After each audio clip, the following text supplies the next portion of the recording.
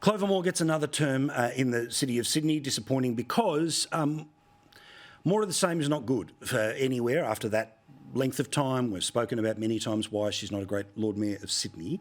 But as you start to look back at your time on that particular local council, what do you want to say about the more things change, the more things stay the same?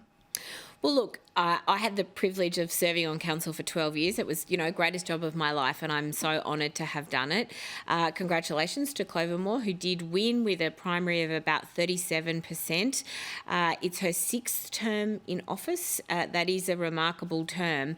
But I think it will be interesting, given that today she's gotten up and announced that she doesn't want to run for another term. And so really, will it be sort of 4 years of a job interview for her successor, or will it be 4 years of governing, which is, of course, what Sydney needs? I think what was really unanimous in the lead up to the City of Sydney elections was that there are some major cracks starting to emerge in the greatest city in the world, and that is Sydney.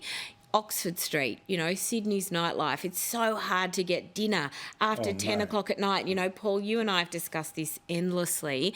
There's got to be more fun, and we've got to bring back these incredibly significant major strips of fun that used to be around in Sydney and used to be so thriving in the past. The homeless situation and affordable housing was also another significant call out.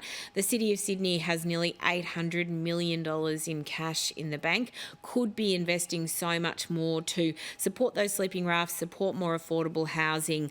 And the Prime Minister of Australia, of course, grew up in a council-owned housing property in the City of Sydney. And yet the Lord Mayor continues to reject this as, a priority. She was elected on 37%.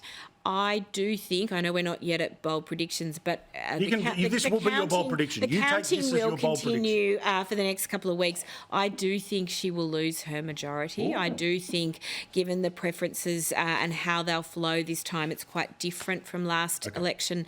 I do think she'll lose a majority. She'll have to negotiate with somebody. James, your bold prediction? People are going to get bombarded with political ads here in Queensland. I feel very sorry for you. I'm going to keep them to a minimum because I don't have a huge budget, but I'm sorry.